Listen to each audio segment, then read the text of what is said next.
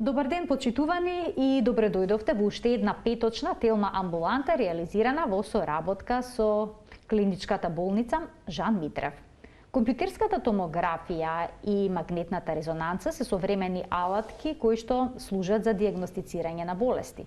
Можат ли тие да помогнат во детекцијата на кардиоваскуларните заболувања, како што се, например, стеснувањата односно запушувањата на крвните садови или пак миокардитисот на срцето? Кому се наменети? Во појаснувањето, односно разјаснувањето на оваа тема, денеска ќе ни помогне доктор Лидија Велјановска-Кириџиевска, специјалист по радиодијагностика во Жан Митрев клиник. Докторке, добре ни дојдовте во емисијата. Добре ве најдов. Кога зборуваме за дијагностички процедури во кардиологијата, првата асоциација ни е ЕКГ, ехо на срце, холтер, стрес тест, коронарографија, но некако дијагностиката не ја поврзуваме со магнет или пак со скенер, но сепак ти имаат значајна улога во дијагностицирањето на кардиоваскуларните болести. Вие ќе ни појасните на каков начин, но на самиот старт би сакала да ве прашам дали е скенер исто што и компјутерска томографија? Така е, исто е, потполно исто, компјутеризирана томографија или КТ скенер. Сега, со помош на скенерот, дали може да се откријат сите болести во телото? Да речеме, карциноми. Така е. Се гледат ли добро крвните садови? Прво, многу убаво почнавте, објаснивте за другите методи. Целта е да објасниме каде е местото на која метода со оваа емисија и да напоменеме дека во секоја област од медицината, така и во кардиологијата, постојат соодветни препораки по кои што ние, клиничарите, следиме како ќе го дијагностицираме и понатаму третираме пациентот. Правилото во дијагностиката е да се почне со помалку, велиме, инвазивна метода или подостапна метода. Значи, да кажеме, секоја современа амбуланта во денешно време, освен ЕКГ што го спомнавте, или стрес тест или холтер, има ултразвук. Значи, ултразвукот е, да кажеме, една од првите линии на дијагностички методи која се користи, дава одличен приказ, во конкретниот случај доколку зборуваме за кардиологија, одличен приказ на срцето, неговата анатомија и функција. Меѓутоа, често пати колегите наидуваат на дилеми кои што сакаат да ги потоа додијагностицираат или да ги доразјаснат, се разбира заедно во склоп со симптомите кои што пациентот ги има или тоа на што се жали пациентот.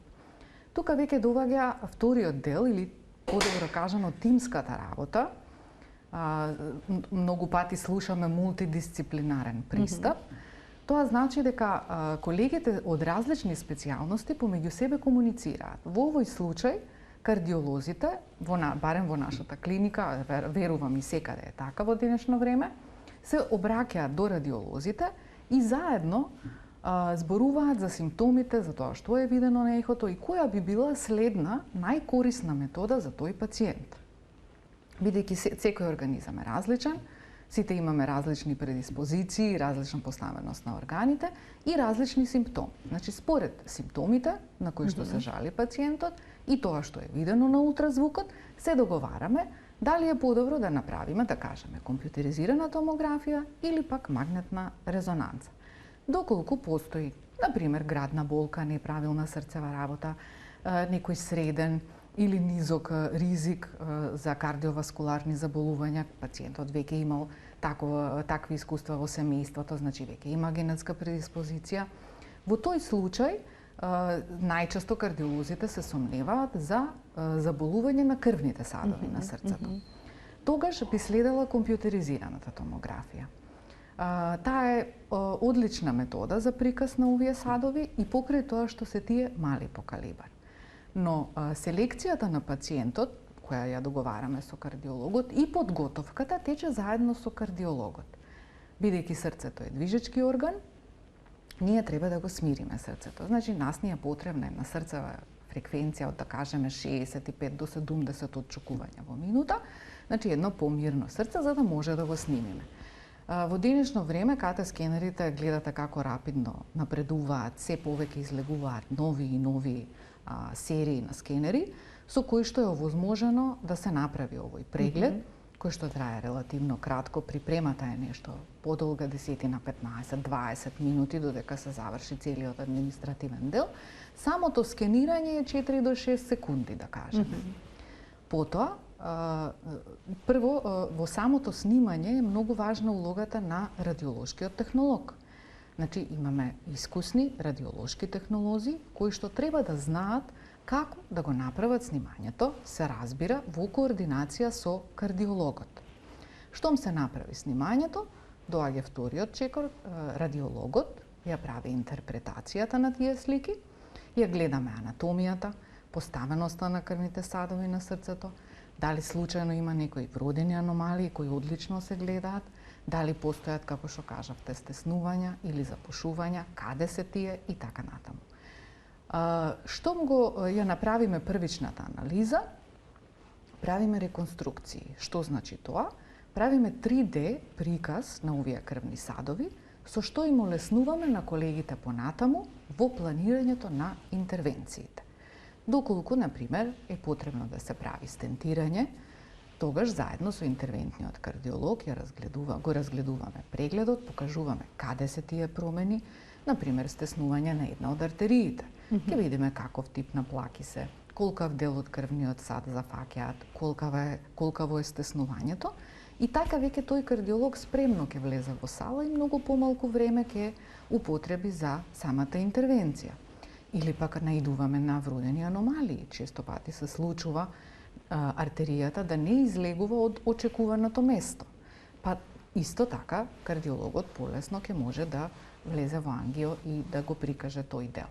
Доколку станува збор за оперативен третман, доколку доаѓа во обзир оперативен третман, тогаш заедно со кардиохирурзите го правиме истиот приказ на 3D во колор, за да они многу полесно ја испланираат својата интервенција.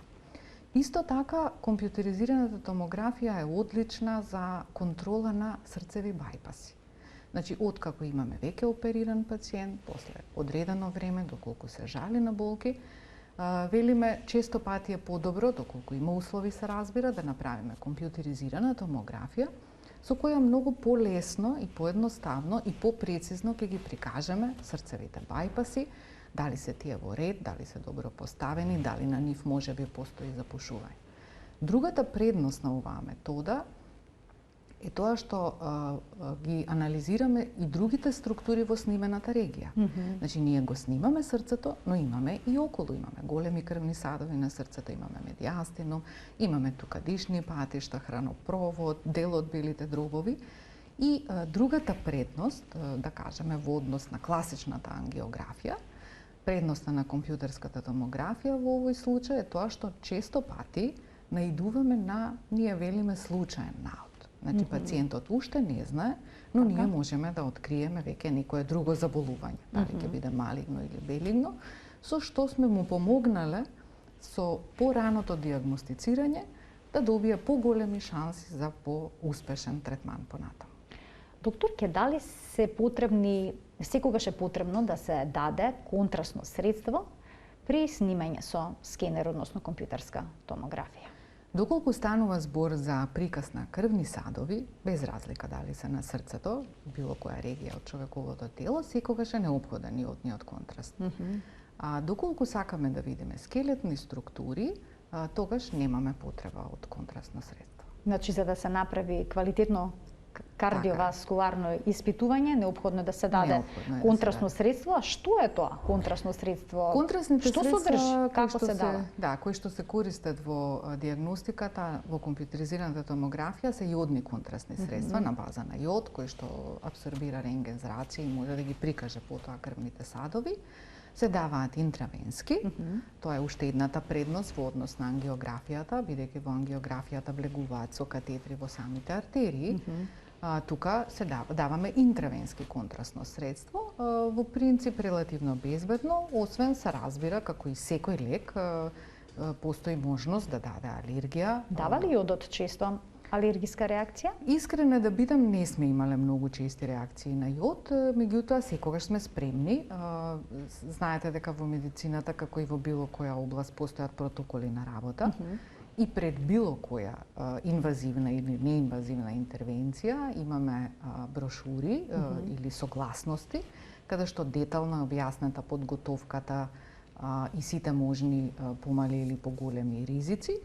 Земаме анамнеза, убаво го испрашуваме пациентот дали случајно претходно имал искуства од некакви други алергии или пак од алергии на контрастни средства и на кои контрастни средства, за да можеме ние спремно да постапиме, постои соодветна припрема за така да речеме поризични пациенти кои што веќе имале алергии, не мора на едното контрастно средство, на друго контрастно средство, постои било пожелно да се направи некое тестирање алерголошко на јод? Доколку некогаш веќе се снимал со јодно контрастно средство, бидејќи и тие се различни и различни клиники користат различни, предпочитаме да се направи претходно кожен алергиски тест за да знаеме кој контраст да го употребиме. Колку е прецизен скенерот во однос на точната диагностика? Може ли да видите на снимката нешто што не е доволно јасно, па да се посомневате на некоја болест и да излезе дека не е тоа? Диагностиката е секогаш многу интересна и неретко се случува со една метода да не можеме да го решиме случајот. Јас често пати имам прашање од пациентите, например, ќе дојдат за ехо, ќе направиме ехо, ќе видам нешто што ми е сомнително и сакам уште едно испитување. Тоа е уште едната предност во медицината во последните години, кога се повеќе излегуваат различни диагностички процедури. Англичаните велат multimodality imaging, значи колку повеќе модалитети се користат во диагностика, толку подобро. Кога ќе направиме ехо и ќе кажам треба да направиме скенер, обично пациентите веднаш се плашат и помислуваат на најлошото. Да. Но не е секогаш така. Едноставно секоја метода има свое место. Со секоја метода гледаме различни структури. И затоа постојат тие препораки и протоколи. Во кој случај, според кои симптоми, за кој пациент е најдобра која метода да ја одбереме. Значи, затоа е тој мултидисциплинарен пристап. Затоа се тие заеднички конзилиарни состаноци и преговори пред диагностиката или за времето на диагностиката. Така да, компјутеризираната томографија е одлична, детална, прецизна и така натаму. Меѓутоа, често пати и ние имаме дилеми и имаме посуптилни промени кои треба да ги додиагностицираме.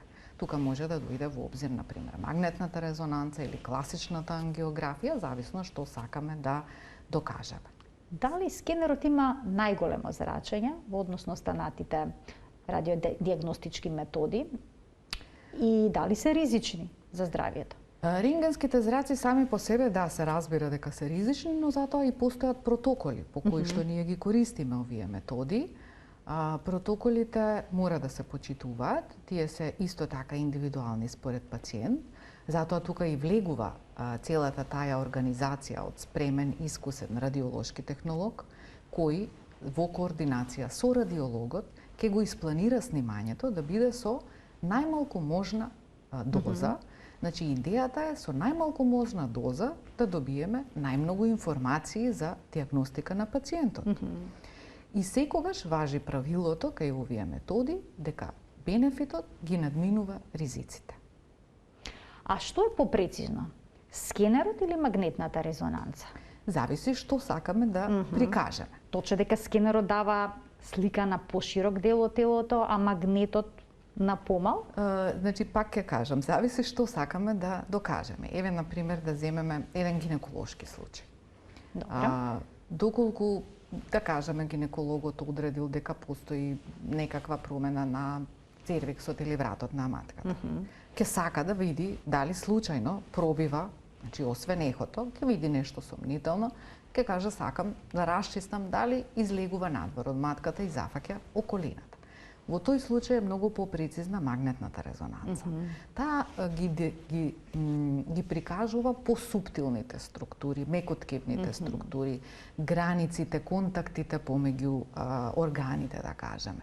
Меѓутоа, неретко сакаме да видиме дали И далечните органи се зафатени, не само во карличниот дел. Сакаме да видиме што се случува со јетрата, со слезенката. Значи, еден, да кажеме, ние скрининг велиме, кога имаме пациент со примарна малигна болест, onda тогаш бараме скрининг, да кажеме, на градниот кош, на белите дробови, во тој случај компјутеризираната томографија е подобра. Значи, гледате, континуирано имаме преклопување на една со друга метода. Едната метода има свое место, другата метода има свое место, но заедно добиваме многу повеќе информации.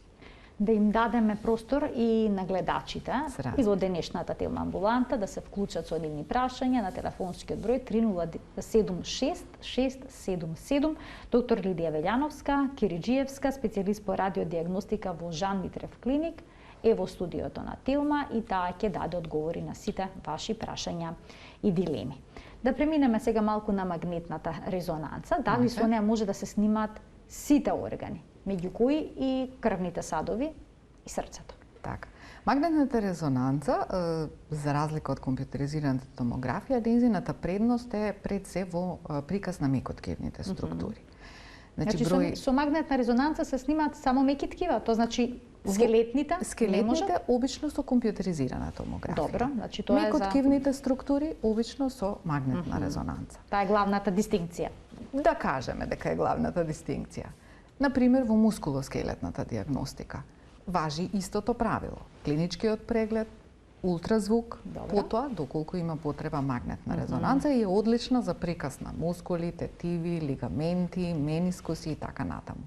Потоа во неврологијата, мозочниот паренхим, централниот мозок, периферниот мозок, сите оние дискуси меѓу пршлените.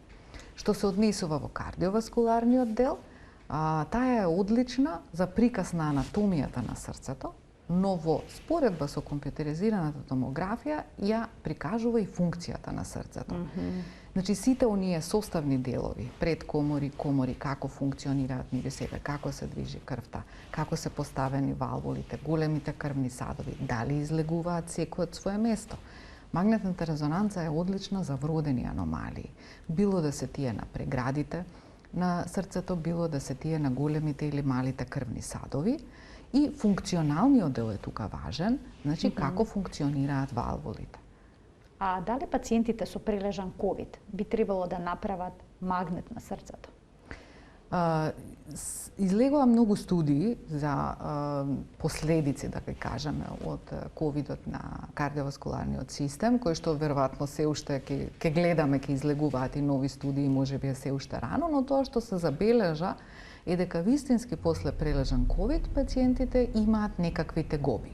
Например, неправилна срцева работа, се јавуваат со екстрасистоли, да кажеме, потоа некаква градна болка необјаснива. Правилото е исто. Посетувате кардиолог, кардиологот прави ЕКГ, ехо, доколку има потреба и нешто друго, доколку забележи било какви промени или изрази некакво сомневање, доваѓаме на магнетната резонанца. Магнетната резонанца, како и другите методи, освен што ќе ја покаже анатомијата и функцијата, може да детектира вродени заболувања, што се многу важни, тумори, воспаленија или инфилтрации во склоп на некое системско заболување. Така и во овој случај можеме да забележиме доколку имаме последици од типот на миокардитис на срцевиот мускул. Да го вклучиме гледачот кој што очекува да постави прашање во Телма амбуланта. Добар ден за него. Ало, добар ден. Повелете. Јавуваме од Куманово. Така. Поздрав до студиото, докторката, имам едно прашање. Јас пиев од аритмија 6 години блоксан. Добро. Ме слушате? Да, слушаме. Сега 8 месеци не ми помогна толку. Сега пијам пропафенол од 150, 8 месеци. Дали да продолжам? Сега имам подобрување. Дали да продолжам? Колку време се пие пропафенол?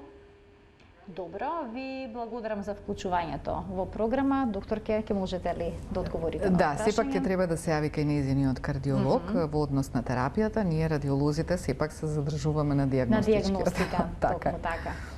Добра, во однос еве на аритмии, што би можело да се употреби како диагностика? Кардиолозите најчесто преферираат да направат холтери, стрес тестови и така натаму, но често пати се случува и да направат магнетна резонанца да побараат, бидејќи може да станува збор за некој тип на да кажеме генетско заболување и затоа токму е тоа предноста на тимската работа. Магнетната резонанца, особено на срце, се работи секогаш во тим со кардиолог.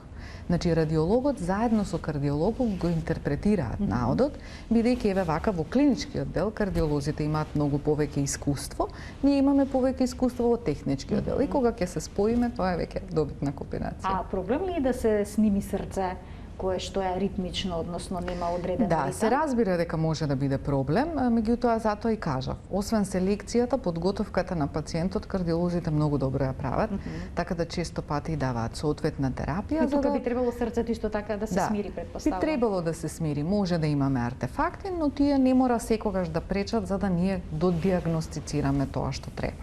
А се случува ли магнетна резонанца да биде прв диагностички избор и единствен? Не. До сега не се случува и не би требало да биде така, бидејќи кога веќе се доаѓа на компјутер или магнет, мораме да знаеме точно што бараме, од тоа зависи кој протокол ќе го употребиме. Значи не би можел магнетот да се третира како рутинска постапка при диагностика на болести. Сепак мора да се пројдат предходните. Сепак мора да се пројдат предходните чекори. Чекори, добро. Сега да поразговараме за начинот на кој што изгледа самото снимање. Така. Всушност пациентот влегува во магнетно поле, така? Така е. Магнетот за разлика од компјутерот нема рентген зраци, значи станува нема зрачење. Станува збор за големо мокно магнетно поле, радиобранови, компјутер кој што ги обработува информациите кои ги добиваме. Предусловот за да правиме магнетна резонанца е да нема ништо метал. Тоа значи може да имаме проблем кај одредени пациенти кои што на пример во животот имале ортопедски операции, па имаат некакви метални импланти или имаат слушни апаратчиња, пейсмейкери, инсулински пумпи, дури пирсови тетоважи. Меѓутоа морам да напоменам дека од 2005 година наваму скоро се што се користи во човековото тело како имплант е магнетно безбедно. Значи, колку се по-скоро ставени тие материјали, се безбедни за магнет. Така да ретко во денешно време постојат некои метали кои што се користат и не може да се направи магнетна резонанца. Токму ради тоа, пациентите што и да имаат поставено во телото, мора да имаат документ за потврда каков материјал во себе содржа. Доколку немаа таков документ? Доколку немаат таков документ, се трудиме да најдеме било каква информација. Постојат и веб страни со серијски броеви на сите тие импланти што се поставуваат, каде што на веб страницата може да се види дали е безбедно да се направи магнетна резонанца. Што би се случило ако пациентот почне да се снима во магнетно поле? Прво нема да може да влезе, значи во самиот момент на влегување ќе почувствува влечење, ќе почувствува топлина и така натаму. Дури и тетоважите добро поминуваат, што за разлика од литературата се зборува дека прават изгореници, меѓутоа зависи каде се правени, какви бои се користени, колкава површина од телото фаќаат. Што чувствуват на почеток? Некој пецкање, жиштина? Пецкање, жиштина, да. Значи може да проценат кога ќе влезат во магнетното поле, дали би им представувале на пример тетоважата проблем? Може да се процени, но се предпочита да се провери секогаш пред да се внесе пациентот. А што со тие стари пломби што ги имаме на забите, прават ли Јас мислам дека денеска веќе и скоро нема некој што има амалгамски пломби, меѓутоа не би требало тие да бидат проблем. А мостови? Мостовите исто така години наназад не се прават со метален дел и тој метален дел што го има е мал, може да даде артефакти, зависи кој дел пак ќе се снима, да кажеме ако снимаме глава ќе имаме артефакти, нема да видиме одредени делови од сликата. Значи мора да бидеме внимателни. Исто така имаме група на пациенти кои што се клаустрофобични. Ето, тоа може би е посебен проблем, значи страх од затворен простор. Колку време трае снимањето? Тоа не е кратко. Зависи што снимаме, доколку станува збор за срцето, тоа е или вродени аномалии на срцето, тоа е најдолгиот дел, од 30 до 60 минути, некогаш 90 минути, и тоа воопшто не е кратко, меѓутоа добро ги припремаме пациентите и одлично соработуваат. Јас сум особено срекна кога снимаме млади пациенти кои во раната детска возраст се оперирани од срце. Така? За нив е одлична метода, бидејќи нема зрачење, а имаме одличен приказ на функционирањето на оперираниот дел. А што правите со пациентите кои што имаат страв од затворен простор? Примате анестезија или? Можеме да ги седираме, секогаш имаме анестезиолог на располагање, се разбира доколку пациентот се сложи и доколку е тоа неопходно. Или пак можеме да понудиме алтернативно снимање од друга некоја метода во зависност од тоа што треба да докажеме, што бараме, што е тоа што треба да му помогнеме на пациентот. Кога снимате деца? Кога снимаме деца, најчесто се обидуваме да соработуваат. Обично влегуваат родителите со нив и да бидам искрена, до сега сме снимале дечиња помали од 10 години, одлично соработуваат, дури и подобро од возрастни. Седат значи мирни. Да. Неочекувани. Да, и слушаат командите да земат воздух, да не дишат. Потоа им даваме играчки, даваме дипломи, значи одлични соработници. Значи потешко е со повозрастните да се работи, особено ако имаат може страв. би различно е, да не се навреди некој да не Мажите или жените каже. повеќе покажуваат страв од Различно, секогаш различно. Секогаш различно. Да пуштиме тука еден блок реклами, а веднаш потоа продолжуваме со денешниот разговор. Почитувани, останете на Телма.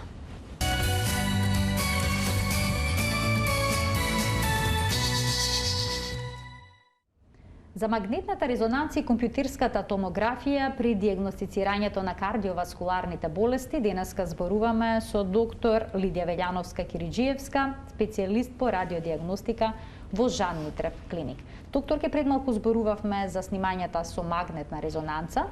Дали тие може да се применат кај трудниците? Се препорачува во првите 3 месеци да немаме снимање на магнет, доколку вистински не е неопходно и е животно загрозувачко. А после првиот триместар постојат одредени правила во кој дел од бременоста може да се направи снимање и конкретно може да се сними и плодот, да се бараат вродени аномалии, што е една многу интересна метода. Се користи контраст? Не, мислам дека не е контраст. А воопшто при снимањата со магнетна резонанца, дали може се примени контрастот, кога е неопходен? Најчесто кога правиме кардиоваскуларни испитувања, кога снимаме срце, големи крвни садови на срцето, кога имаме некакви сомневања во гинеколошкиот дел, за некакви тумори, потоа кога имаме дилеми околу промени на јетрата, значи може да се користи, но најчесто не користиме контраст кај магнетната резонанца и тоа е едната од предност, особено кај мускулоскелетниот систем. Како што кажав и на почетокот, зависи што бараме. Так. Доколку се сомневаме за тумори, во секој случај даваме контраст за да видиме дали постои наголемена или патолошка васкуларизација. Доколку станува збор за повреди, тогаш нема потреба од магнетна резонанца. А дали контрастот е ист како и кај скенерот? Не, сосема различен, тој е адаптиран да се користи во магнетно поле и е на база на годолиниум. Дава алергиски реакции како оној што е на јодна база? Многу поретко од компјутерскиот контраст. При снимањето со магнет се слушаат силни звуци, бучава. Така. Зошто е тоа така? Одредени секвенции кога се прават, постојат одредени звуци, меѓутоа направени се, сега знаете колку се осовременува целата медицинска опрема, направени се сите услови за да се зголеми удобноста на пациентот. Значи даваме слушалки, пуштаме музика, имаме различни осветлувања, секогаш можете да го гледате технологот, можете да комуницирате континуирано со него, да си разговарате, има дугме доколку мислите дека треба да направите пауза во снимањето или се исплашите, значи сите чекори за безбедноста на пациентот се превземени. При поставувањето дијагноза по снимањето со скенер или пак магнетна резонанца, се користат ли некакви апликации со вештачка интелигенција за полесно да се тоа е голем тренд во последните проблемот? неколку години. Прво беше трендот, па можеби 10 години наназад во телерадиологијата. Значи радиологијата не само што напредува со посовремени апарати, континуирано има нови софтверски алатки кои помагаат во дијагностиката, особено кога имаме голема фреквенција на пациенти кога едноставно радиологот му треба помош, тука влегуваат Artificial Intelligence или вештачката интелигенција со бројни софтвери кои помагаат и детектираат заболувања кои што му леснуваат работата на радиологот. Значи, од една страна, таа континуирана медицинска едукација не е само во однос на симптомите, диагнозите, состојбата на пациентот. Ние имаме задача континуирано да се едуцираме во однос на опремата. Зборуваме за медицинската опрема како скенерот, магнетот и така натаму, но исто така имаме нова задача да учиме и софтверски алатки кои што одлично помагаат и допринесуваат за прецизна диагностика. Сега почевте колегите да се консултирате меѓусебно онлайн, претпоставам дека и тоа е предност тоа е во овој предноста. момент. Во моментот правиме апдейт на сегашниот систем, на ПАКС системот и имаме одлична можност да комуницираме за многу кратко време и во самата болница меѓу одделите, меѓутоа и со други болници. Тоа се користеше и пред пандемијата, меѓутоа едноставно пандемијата не убрза сите да влеземе во таа приказна и многу побрзо да функционираме, што е одлично за пациентот, бидејќи сами знаете колку е важно времето од диагностика до третман. Колку побрзо диагностицираме, толку и попрецизно, толку побрзо го планираме, нели, и лекувањето на пациентот, така да можни се контакти со било која болница, било каде во светот, во секое време, со вклучување и заедничко разгледување на сите снимања на пациентот. Така, зашто поскоро да се дојде до диагноза, раната диагноза спасува животи и при најтешките и при најтешките Исто така болести. има многу интересна алатка која што се вика 3D принтање. Пред неколку години е исто голем тренд од информациите од компјутеризираната томографија или од магнетната резонанца, кои кажавме даваат 3D детален приказ, на многу мали пресеци се снима регијата од телото. се принта Постои посебен принтер. органот, така или проблемот? Така е, значи доколку на пример станува збор за вродено заболување на преградите на срцето, да кажеме, меѓутоа зборуваме за бебе. Така. Значи тоа е сосема мал орган кој што треба добро да го види хирургот, да го испланира.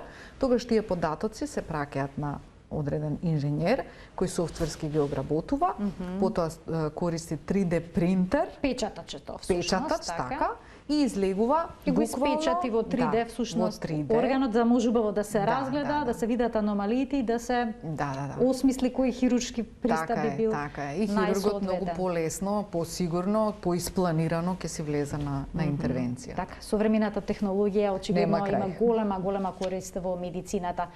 Кога сме веќе кај технологијата, дали е важно скенерот и магнетната резонанца да бидат нови, уредите да бидат нови? Или е важно да се одржуваат?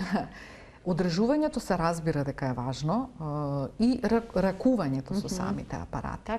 Затоа и постои цел тим кој што се грижи за тие апарати. Значи имаме медицински инженери, радиолошките технолози се исто така тука многу важни, како ја користат опремата, дали пријавуваат континуирано проблеми, дали инженерите навремено одговараат и многу имаме корист од медицински физичар кој што континуирано проверува дали протоколите се во ред, дали апаратите се во ред. Значи постојат дневни, неделни, месечни калибрации, проверки. Сето тоа треба да биде како треба за да имаме безбеден преглед. Сега би ве прашала нешто што е исклучително актуелно во периодов. Многу луѓе сакаат да направат испитување на белите дробови по прилежан ковид. Што препорачувате? Магнетна резонанца или компјутерска томографија? Може би препорачувате само рентгенска снимка? Препораките се разбира се почнува со рентгенска снимка, како што кажавме, помалку инвазивна, подостапна метода. Значи секој првиот чекор е рентген. Рентгенот го имаме, да кажеме, секаде и полесно може да го направиме. Доколку има промена на белите дробови? Доколку има промени на белите дробови или велиме поголем ризик од промени на белите дробови, повторно доаѓаме на изворното дека е многу важен пациентот, какви се неговите симптоми, какви се неговите можности од ризици, каква е неговата предиспозиција. Во тој случај препорачуваме компјутеризирана томографија. Таа може да ја направиме без контраст, ако сакаме да ги видиме промените на белодробниот паренхим, но доколку, како што слушате, има сомневање за промена на крвните садови на белите дробови, даваме и контраст. Ајде да го слушнеме прашањето на гледачот. Добар ден. Ало, добар ден. Повелете, во програма сте. вас и Благодарам. Благодарам. Јас имам тахикардија, Така. и то долго време, некаде до 180 куцаи во минута, примам корнам и за да се закри тахикардијата, примам амбулантски ланикорсизовтин. Што може да се направи со ова работа, како да се справам? Ви благодарам за вклучувањето во емисија. Ова е многу слично како и претходното Претходната. прашање. Госпоѓата треба да се обрати, како што кажавме, на својот кардиолог, меѓутоа во случајот бидејќи долго трае и колку што слушнав, тоа е голема бројка која ја кажа, може би подобро кардиолог кој што се занимава со аритмии, кој што ќе направи соодветни испитувања и можеби ќе понуди некаква солуција како срцев пейсмейкер. Докторке, некои луѓе сметаат дека им е потребно снимање кое што не е неопходно. Се случува ли да убедувате некако дека не треба да се снима за џабе? Се случува, се разбира дека се случува и повторно доаѓаме на почетокот. Секогаш ги враќаме кај нивниот лекар или се обидуваме ние да им помогнеме, ако веќе имаат тегоби и ако треба да ги снимаме, во координација со нашите интернисти правиме преглед и одлучуваме што е најдобро за пациентот. Така, значи снимањата секогаш треба да бидат во консултација со лекар. Така е. Ви благодарам за вашето денешно гостување во Телма Амбуланта. Благодарам и вам за покана. На вистина корисни и јасни совети и препораки и објаснување пред Се надевам бев јасна. во однос на скенерот и магнетната резонанца. Да, многу јасни објаснувања. Благодарам. Почитувани, ова беше се во денешната Телма Амбуланта, која што денеска ја реализиравме во соработка со клиничката болница Жан Митрев. Ви благодарам за вниманието со кое што не следевте. Се гледаме секој работен ден во редовниот термин емисијата 13:45, кога заедно учиме за здравието. До гледање.